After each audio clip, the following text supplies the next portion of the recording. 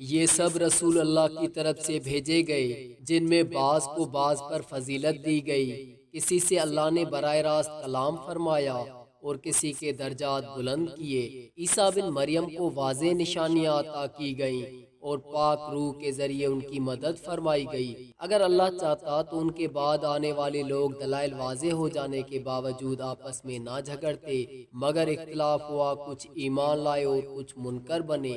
اگر اللہ چاہتا تو یہ لڑائیاں نہ ہوتیں، مگر اللہ اپنی مشیت کے مطابق ہی کام کرتا ہے۔ اے ایمان والو، جو رزق اللہ نے تمہیں دیا ہے اس میں سے خرچ کرو، اس دن کے آنے سے پہلے جب نہ خرید و فروخت فائدہ دے گی، نہ دوستی اور نہ سفارش، اور حق کا انکار کرنے والے ہی اصل ظالم ہیں۔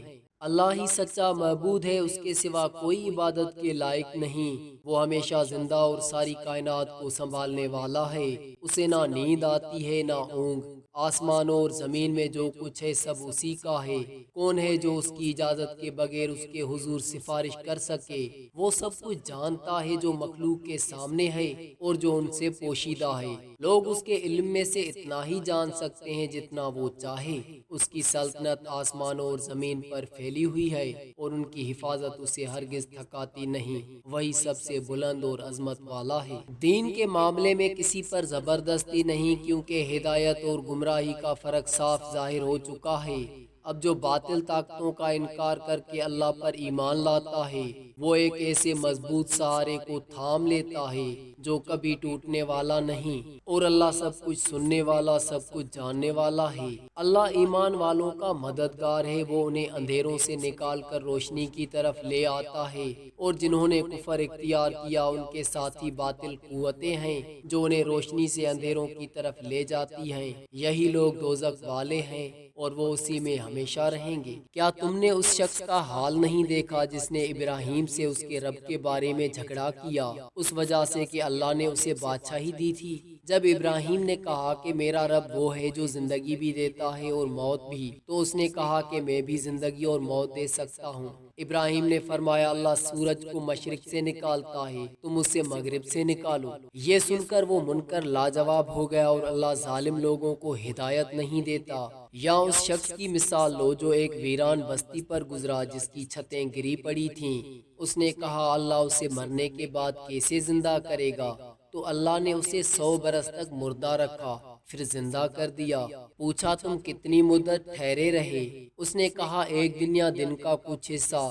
فرمایا بلکہ تم 100 برس ٹھہرے رہے۔ اپنے کھانے پینے کو دیکھو، وہ خراب نہیں ہوا، اور اپنی سواری کو دیکھو، یہ اس لیے کہ ہم تمہیں لوگوں کے لیے نشانی بنائیں۔ پھر ہڈیوں کو دیکھو، ہم انہیں کس طرح جوڑتے اور ان پر گوشت چڑھاتے ہیں۔ جب یہ بات اس پر واضح ہو گئی تو اس نے کہا میں جان گیا کہ اللہ ہر چیز پر پوری قدرت رکھتا ہے۔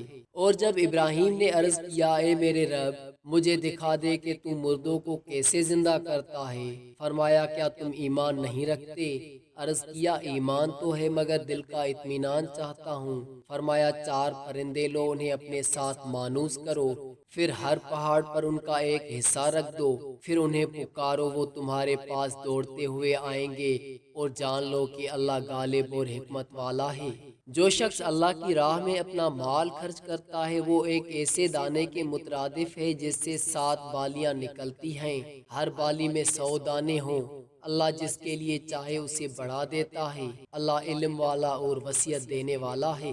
جو شخص اللہ کی راہ میں خرچ کرے اور اس کے بعد کسی پر ایذا نہ کرے اور نہ ہی دکھائے، اس کا اجر اللہ کے ہاں محفوظ ہے، اور نہ اسے خوف ہوگا نہ وہ غمگین ہوگا۔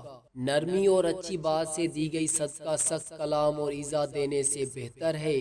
اے ایمان والو، اپنے صدقات کو باطل نہ بناؤ، یعنی نہ تو اس میں وہ خرافات ڈالیں جس سے لوگوں پر دکھ پہنچے، اور نہ صرف دکھانے کی نیت رکھیں، بلکہ دل سے اللہ کی رضا کے لیے خرچ کرو۔